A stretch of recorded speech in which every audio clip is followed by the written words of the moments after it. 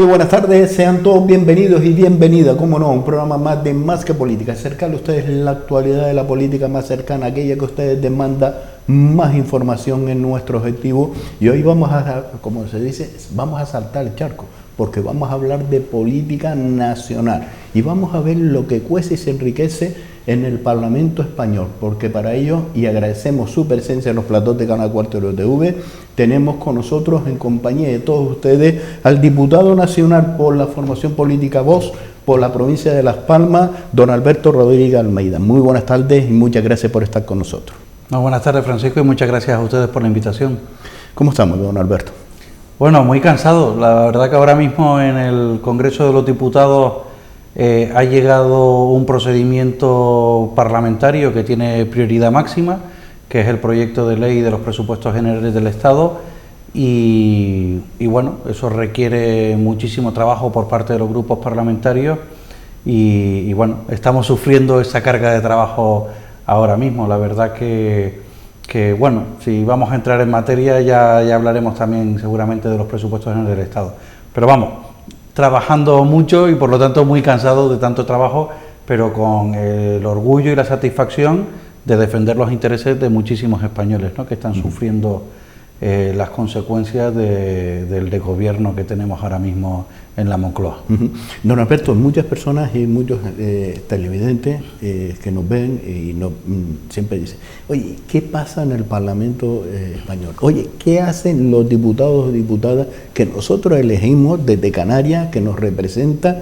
¿Cuál es la labor? ¿Cuál es el trabajo? ¿Cuál es el día a día de un diputado canario en el Parlamento español? Pues te agradezco mucho la pregunta, porque es una oportunidad precisamente para explicar eso que nos hace, que nos fatiga, ¿no?, y que nos tiene exhaustos. Yo tengo el honor de pertenecer a un grupo parlamentario en donde el trabajo, el rendimiento, la productividad es una exigencia, ¿no?, como condición del servicio, ¿no?, a los españoles.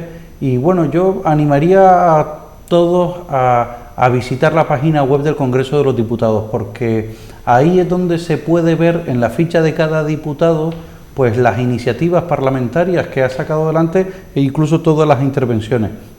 En ese sentido, pues yo creo que todos aquellos que han depositado su confianza en el grupo parlamentario Vox pues pueden sentirse muy orgullosos por el nivel de productividad de cada uno de los 52 diputados del grupo parlamentario Vox, no solo en cuanto al volumen de las iniciativas, sino también en cuanto a su calidad, en el ámbito de las 2 o 3 funciones fundamentales que tenemos atribuidos los legisladores. Uno de ellos es precisamente la función legislativa, ¿no?, que este gobierno se está atribuyendo, abusando de un mecanismo constitucional como es el del artículo 86 de la Constitución para suplantar la función legislativa al legislador, que está previsto solo para aquellos casos excepcionales, ¿no?, dice la Constitución, para casos en donde se da una extraordinaria y urgente necesidad. Esto no es exclusivo de este gobierno socialcomunista, tanto del PSOE y Podemos, sino también lo fue del PP, ¿no? Es decir, se abusa de ese instrumento, de esa habilitación constitucional para suplantar al legislador y tomar la iniciativa legislativa.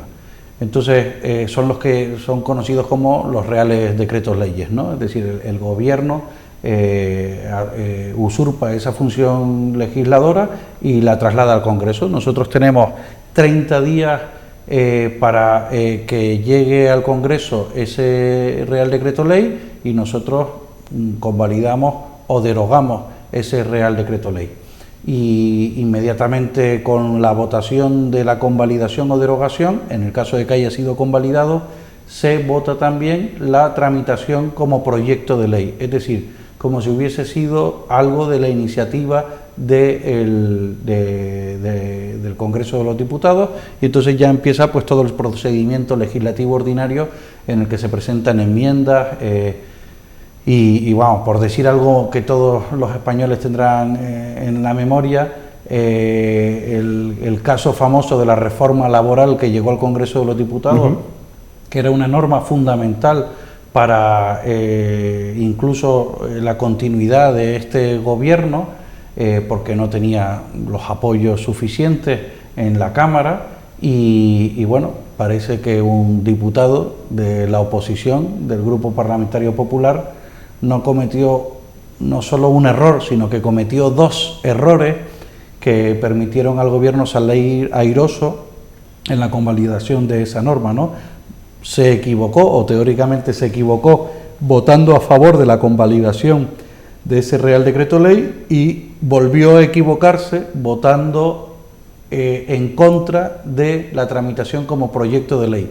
Y por su voto, que fue un único voto el que marcó la diferencia, pues ese Real Decreto Ley de la reforma laboral pues se convalidó y este gobierno pudo seguir adelante, ¿no? Otra función constitucional que tenemos es la del control al gobierno. Eso, la parte más conocida y que tiene más repercusión mediática es la sesión de control que se realiza los miércoles en el Congreso de los Diputados a partir de las 9 de la mañana, en la que hay una serie de preguntas orales que se realizan al gobierno, con 2 minutos y medio para quien pregunta y 2 minutos y medio para quien responde. Siempre el gobierno cierra la intervención con su respuesta, y después las interpelaciones urgentes, en donde los grupos parlamentarios, según la cuota que corresponda por el número que tienen en la Cámara, pues presentan interpelaciones por temas, pues eso, urgentes, ¿no? Cosas que suceden, y interpelan a alguno de los miembros del gobierno, ¿no? Algún ministro, y a la semana siguiente tiene lugar lo que se llama la moción consecuencia de interpelación urgente, ¿no? Esto, por así decirlo, sería la parte más mediática, pero también en cuanto a la función de control están las preguntas escritas, que suponen el mayor volumen de trabajo por parte de los grupos parlamentarios, y las solicitudes de información. En este tipo de cosas hemos visto que este gobierno se ha negado a aportar la documentación que el grupo parlamentario Vox le requería en varios aspectos, y hemos tenido que acudir a los tribunales para conseguirlo, ¿no? Es decir, y creo que es bueno que los españoles sepan que en este ámbito de degradación institucional estamos viviendo ahora mismo en España, ¿no? Es decir, en el que el tercer partido a nivel nacional no obtiene las respuestas que el gobierno debe dar, tanto como respuesta escrita como de solicitud de información, y son los tribunales españoles los que tienen que darnos la razón y exigir al gobierno la entrega de esa información o esa respuesta.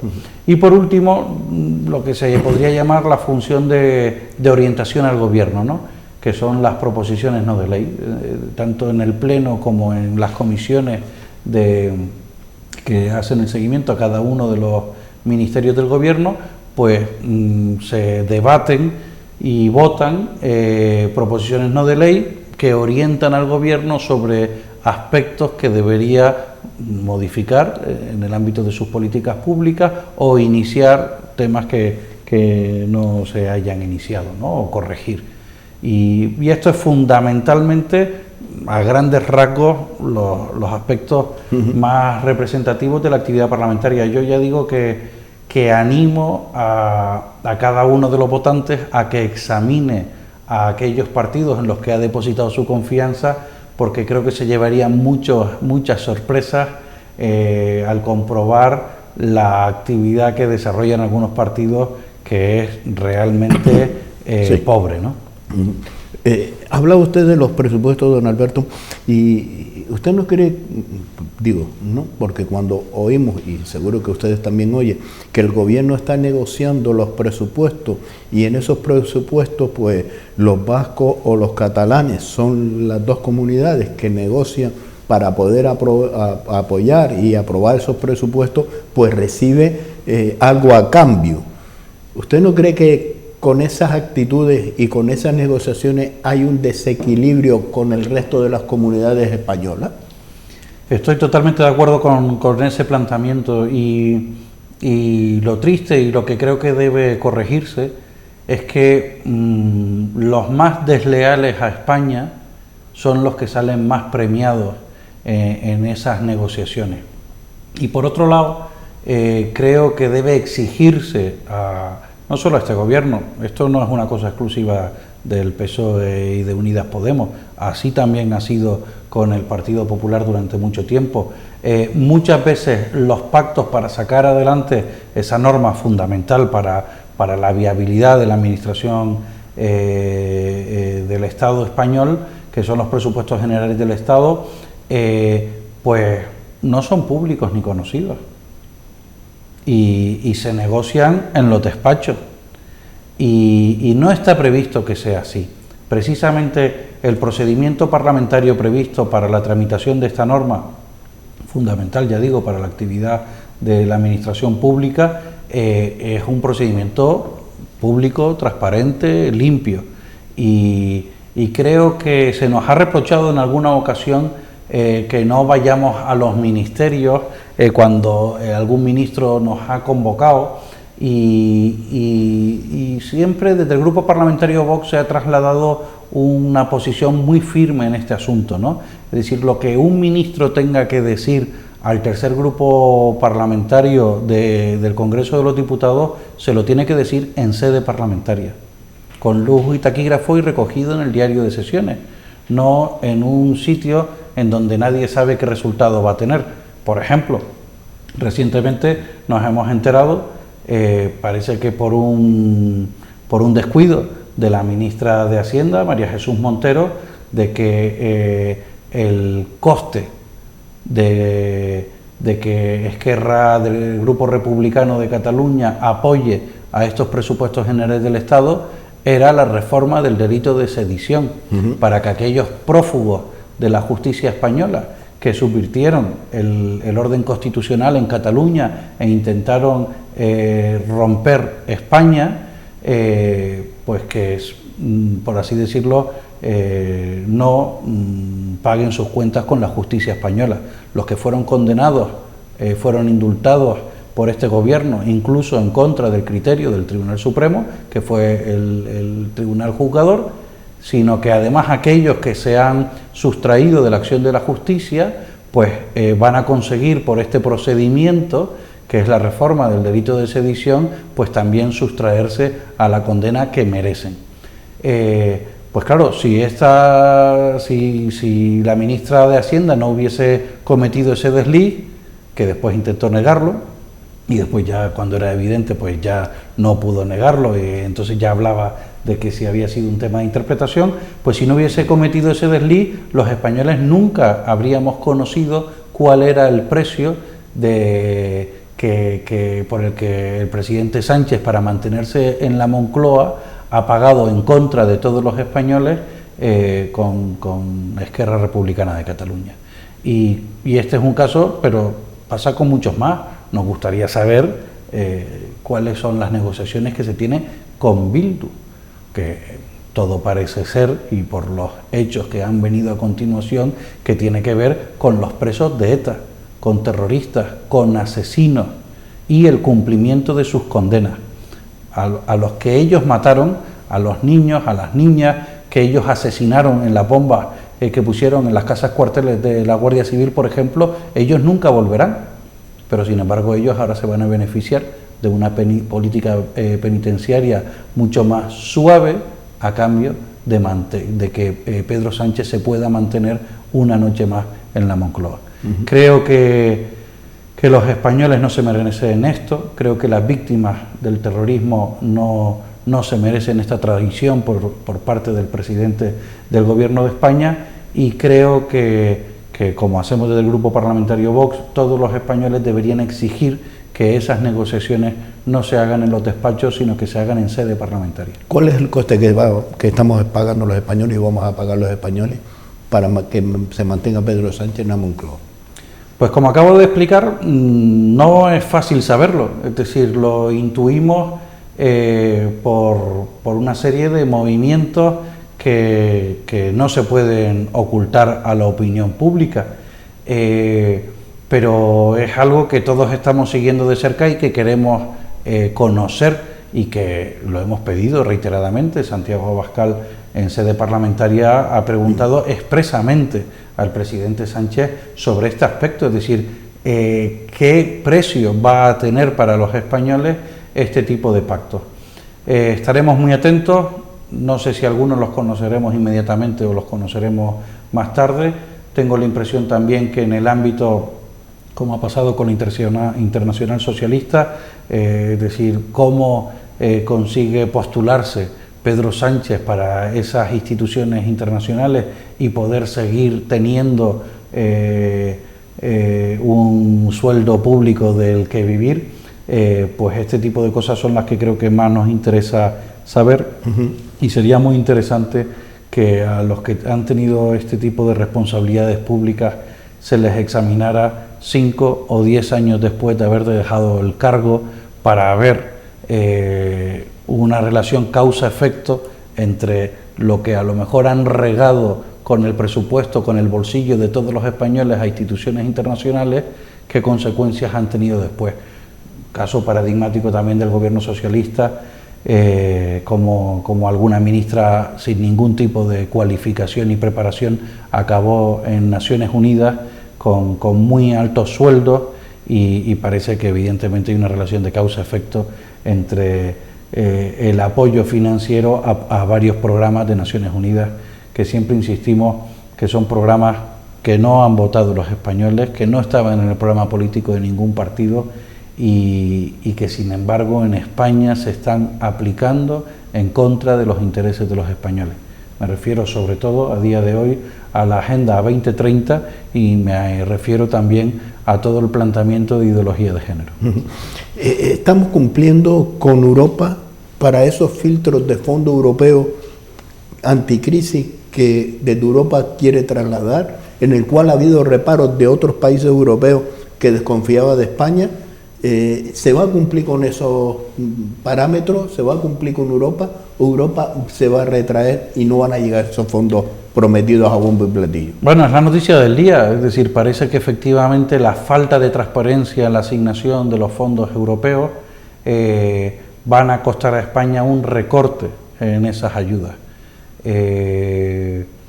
Esto es una consecuencia más, por así decirlo, de la negligente gestión de este gobierno y vuelvo todo a reincidir sobre el mismo tema, que tiene que ver con el tema de la transparencia que se debe exigir a cualquier responsable público sobre las arcas públicas, sobre los recursos que manejan, porque no hay que olvidar que no es como decía esta ministra socialista Carmen Calvo, ¿no?, que el dinero público que no era de nadie, ¿no? Todo lo contrario, sí tienen dueños, que son los españoles, ¿no? Y todo responsable público tiene la obligación de velar precisamente para que se manejen eficientemente y no con intereses partidistas, no con intereses particulares, sino para el bien común de todos los españoles. Hemos visto, y en este caso, esos fondos que se van repartiendo, y hay uno, ¿no?, que es el del bono joven, el de cultura. Curiosamente, aquellas personas que van a cumplir 18 años, que van a ejercer el derecho al voto en las próximas elecciones. ¿Eso no es un poco más que ayudar que captar? Sí, por supuesto. Pero esto no es algo exclusivo de la política nacional, es decir, es un hecho gravísimo. Es decir, estamos hablando de una política pública, una política de gasto público directamente dirigida a comprar el voto, a conseguir consolidar o minorar, porque es evidente que este gobierno va a tener menos apoyo en unas futuras elecciones generales que los que consiguió en 2019, pero bueno, para intentar amortiguar esa caída. Pero yo creo que no tenemos que irnos muy lejos. Esto también sucede en el ámbito de la política local.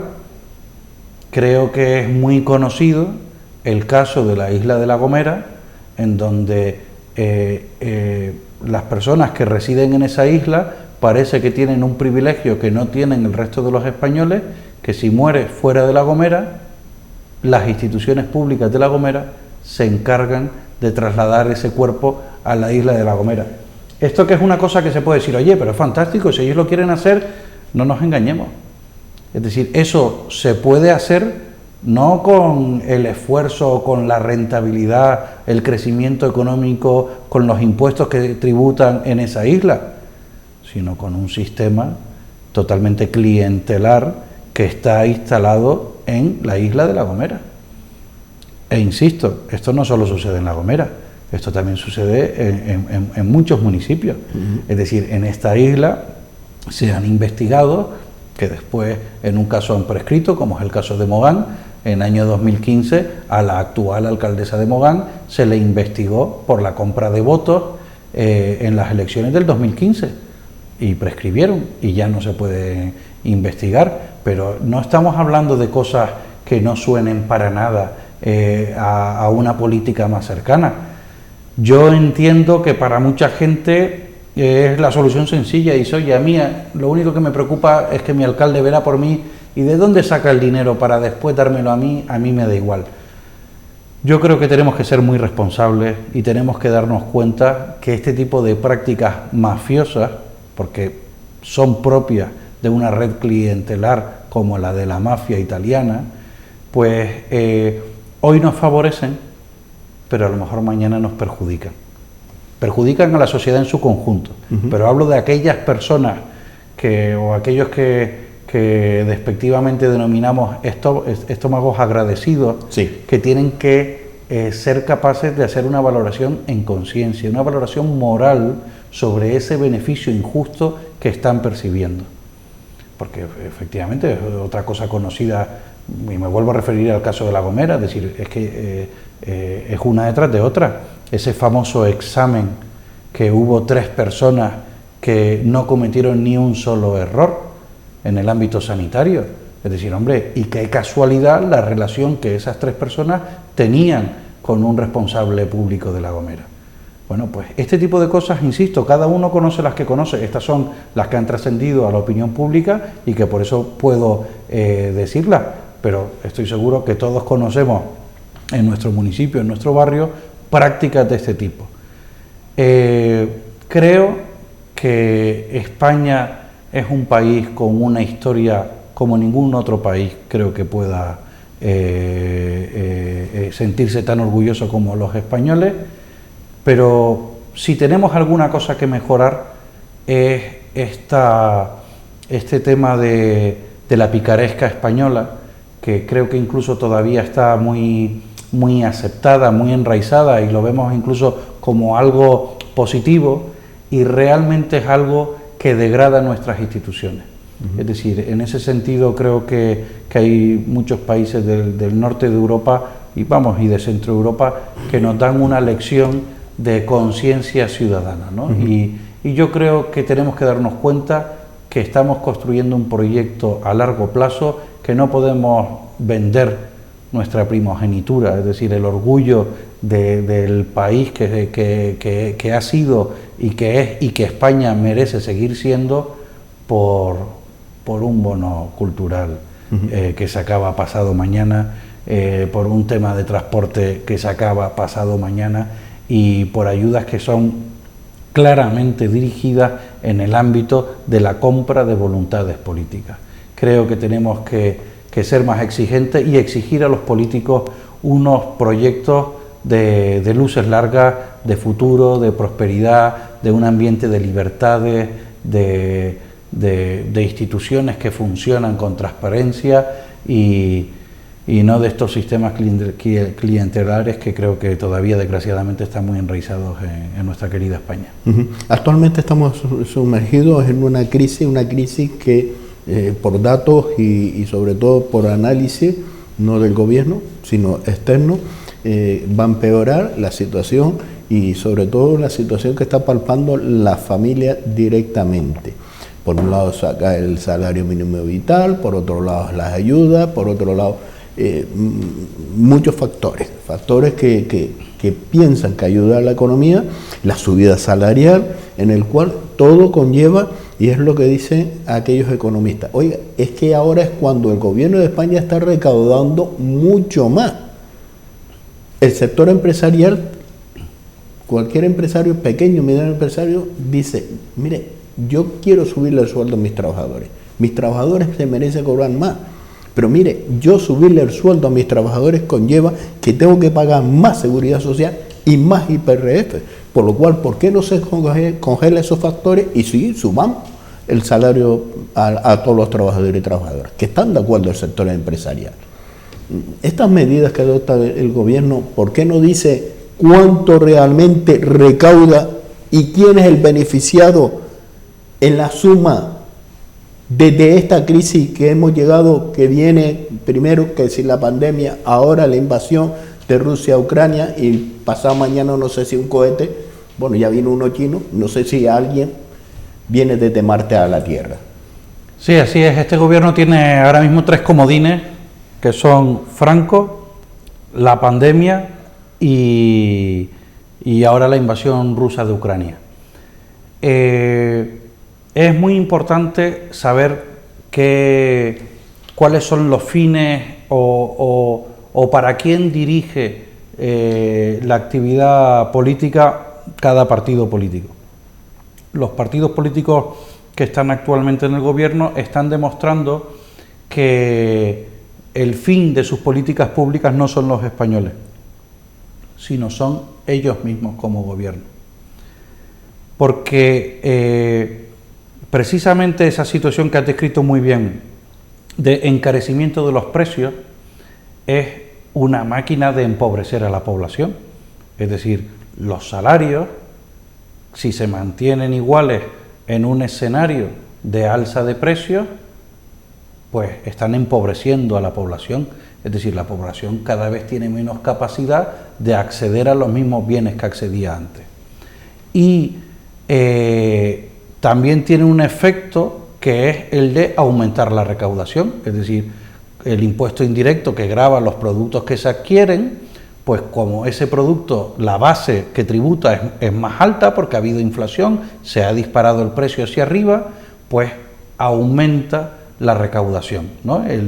La cuota del impuesto. Y el gobierno, ¿por qué no hace un planteamiento de decir, oye, pues esto, vamos a crear una serie de condiciones con este aumento de recaudación que permita, por ejemplo, mayor crecimiento económico para que los empresarios puedan aumentar los salarios para que no se produzca ese empobrecimiento gradual de la clase trabajadora? ¿O por qué no hacen lo que se llama en el ámbito fiscal la deflación? Es decir, oiga, yo tengo un presupuesto, ingresos, gastos ya previsto, si por esta coyuntura, por esta variable macroeconómica que no tenía prevista, que es una alta inflación, yo estoy recaudando más, como no tengo previsto gastar más porque mi presupuesto de gastos me compromete como ley aprobada y no voy a gastar más, pues lo que puedo hacer es rebajar los tipos impositivos, es lo que se llama la deflación. ¿Para qué? Para que los ciudadanos, a la hora de ir a comprar, al reducirse el impuesto, pues el efecto de la inflación se amortigua.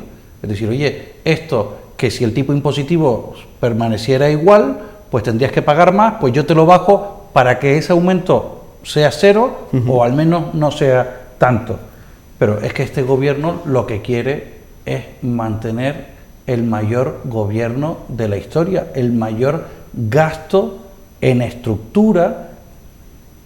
Por eso hablaba antes de la red clientelar, es decir, para todos aquellos, porque no estamos hablando de un gobierno que brille por la preparación de sus ministros, y hablo de ministerios hacia abajo, secretarios de Estado, subsecretarios, directores generales, es decir, estamos hablando de un ámbito muy grande que tiene que ver pues con sus amigos, con los que han servido al país, es decir, al partido, es decir, están colocando a su gente, es decir, si este gobierno tuviese en el foco de sus políticas públicas a los ciudadanos, efectivamente lo primero que haría es lo que hemos pedido nosotros, que es bajar los impuestos. Primero, porque la recaudación se va a mantener igual, pero sobre todo que esto es lo que no dice ningún otro partido político, porque cuando el Partido Popular habla de bajar impuestos, sin embargo no habla de reducción del gasto. Y si se bajan los impuestos y se reduce el gasto, habrá que decir en dónde se reduce. Y esta es, por así decirlo, la trampa sin solución en la que está cayendo el Partido Popular. Y nosotros somos el único partido político que habla de bajar los impuestos, y ahora más que nunca precisamente para amortiguar la situación que están viviendo los españoles, y decimos claramente de dónde hay que recortar el gasto. Esto siempre, el gobierno, cuando hablamos de esto, siempre dice: ¿y entonces qué? ¿Van a recortar lo de la educación pública? No. ¿Van a recortar lo de la sanidad pública? No. ¿Y entonces, pero dónde lo van a recortar? Pues precisamente del gasto político.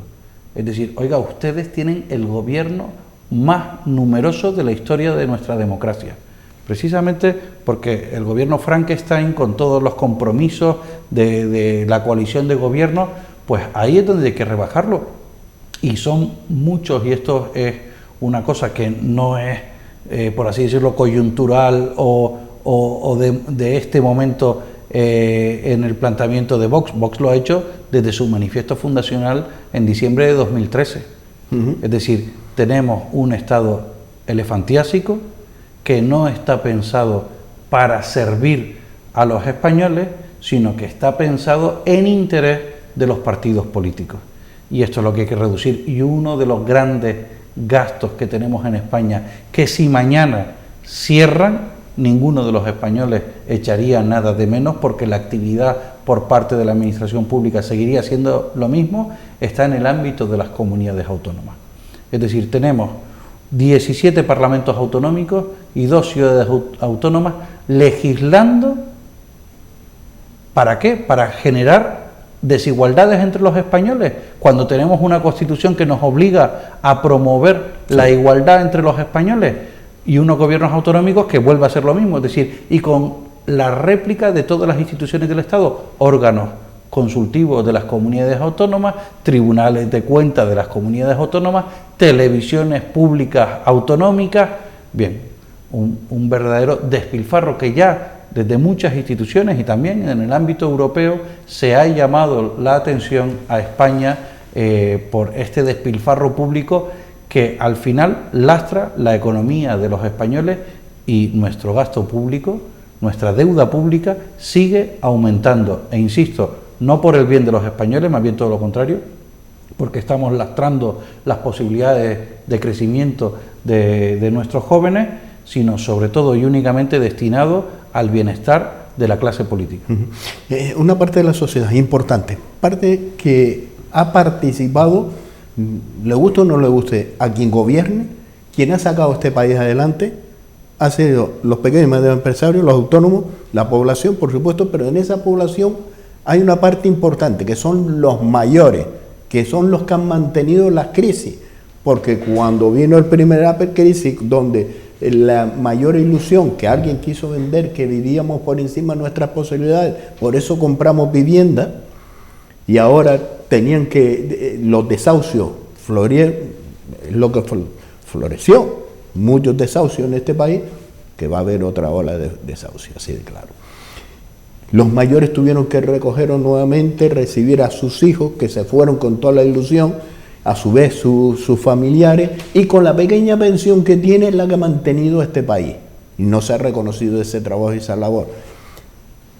Viene esta pandemia y hemos visto en las residencias el trato que tenían nuestros mayores.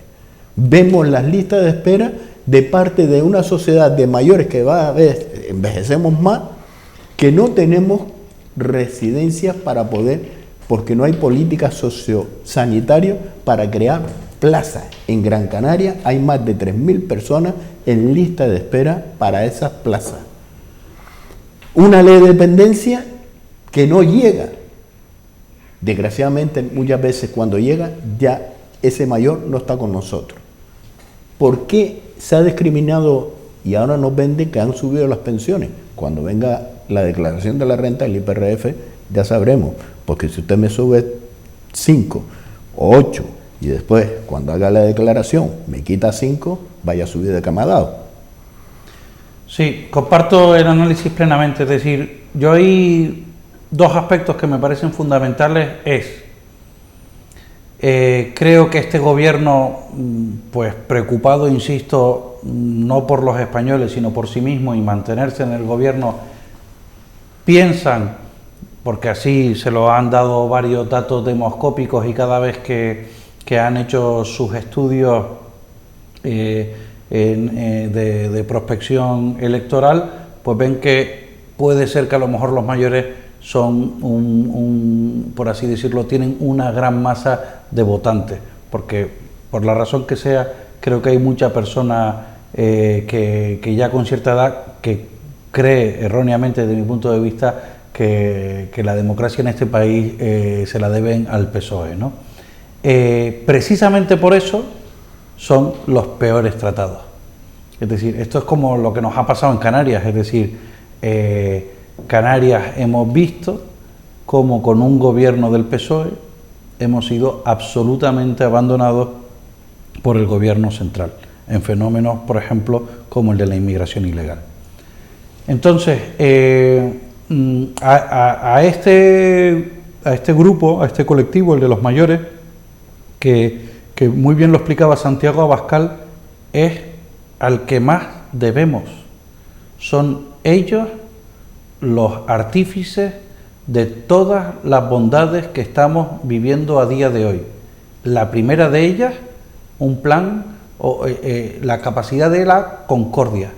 Es decir, si hoy en España se puede vivir en paz, es porque nuestros mayores nos dieron una lección, porque media España estuvo en un bando de la guerra civil y la otra España en el otro bando, y ellos supieron perdonarse y mirar hacia el futuro para poder disfrutar nosotros ahora una España reconciliada, que es lo que están intentando volver a romper precisamente en este gobierno, ¿no? Ese clima de concordia, de la transición.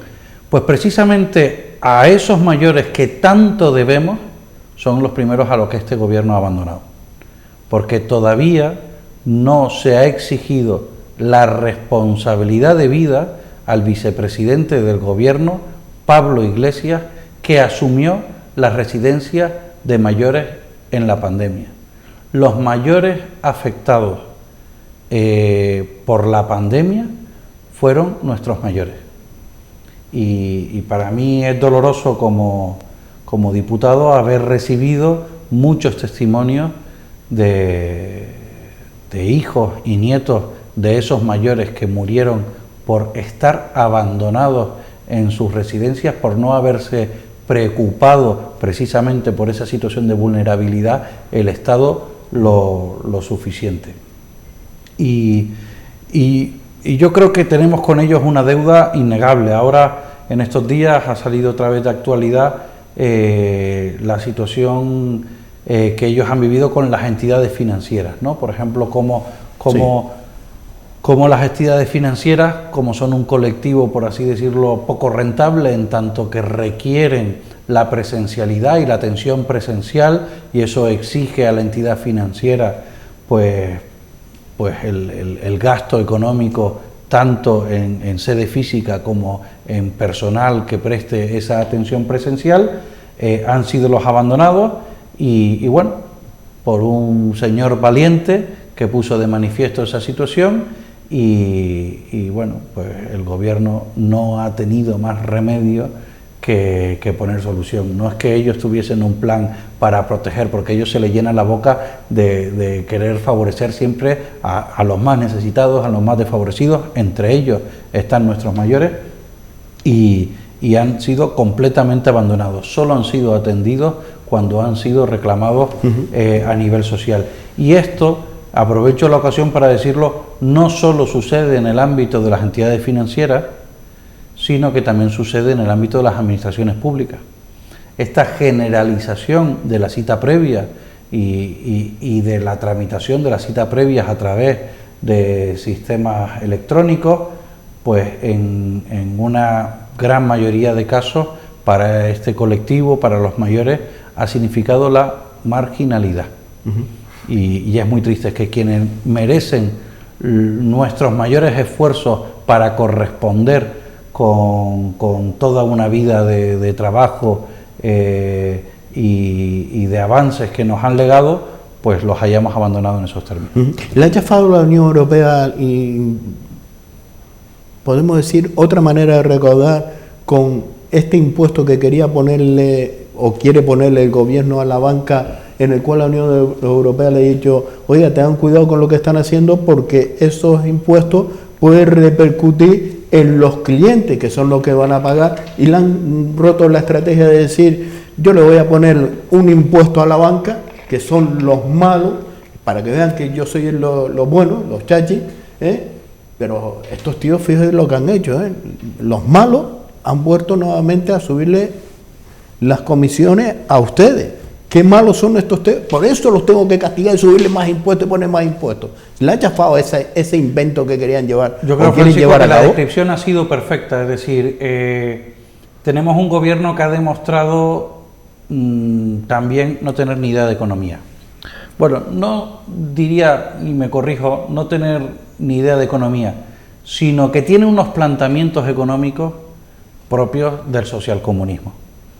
Es decir, ellos creen que un mayor nivel de intervención, creen que va a mejor, cuando siempre, indefectiblemente, se ha demostrado que la aplicación de esas políticas socialcomunistas han fracasado en lo político, en lo económico y lo social. Ahora entraré en el ámbito de las entidades financieras, pero por poner de manifiesto la pandemia, cuando estábamos en un escenario de escasez del único recurso que había en aquel momento para prevenir el contagio de la enfermedad, que eran las mascarillas. Pues en ese escenario de escasez, el gobierno, y por lo tanto escasez conlleva un alza de precios, porque en los mercados internacionales no había o se daba esa situación de escasez, el gobierno, en vez de asumir parte, la subvención o la financiación completa, como hicieron otros estados, de esas mascarillas, pues intervinieron los precios y dijeron, oye, no se pueden vender las mascarillas a más de este precio. ¿Cuál fue la consecuencia inmediata? Que todos aquellos distribuidores que habían conseguido mascarillas para ponerlas a disposición de los españoles, de repente dijeron, oye, las tengo que retirar del mercado, porque si yo las vendo a ese precio voy a perder dinero. Y claro, a mí nadie me puede exigir que pierda dinero, porque me arruino la empresa. ¿Y qué se generó al retirarse todas esas mascarillas del mercado? Pues agravar la situación de desabastecimiento. Pues algo parecido está sucediendo ahora con la política que tiene que ver con los alimentos y también con la banca. Es decir, evidentemente, y lo has descrito muy bien, cualquier impuesto a la banca va a ser repercutido a los clientes. ¿Y a qué clientes? ¿A los mejores clientes de las grandes fortunas? No. Al resto de clientes que son clientes cautivos que dependen del sistema financiero y no tienen otras alternativas. Entre ellos nuestros mayores. Sí. Don Alberto, se nos ha ido el tiempo, pero volando y veloz, y se nos quedan muchas cosas que tocar. No hemos hablado de la migración ilegal que afecta, que llega, o hasta ayer había llegado incluso, en este caso, una lancha neumática al muelle de Arguinín, y ese flujo sigue llegando, y no se habla en esa inmigración ilegal que está llegando, los que están ganando dinero traficando con vidas humanas. Eso lo vamos a tener que desarrollar y tocar. Gracias por estar con nosotros, don Alberto, y gracias por acercarnos la actualidad y acercarnos un poco más lo que cuece en el Parlamento español. Gracias por estar con nosotros. Muchas gracias a ustedes. Pues cerramos esta entrevista con el diputado nacional por la formación política Vox por la provincia de Las Palmas, don Alberto Rodríguez Almeida. Nos vamos a publicidad y volvemos nuevamente con todos ustedes en 2 minutos.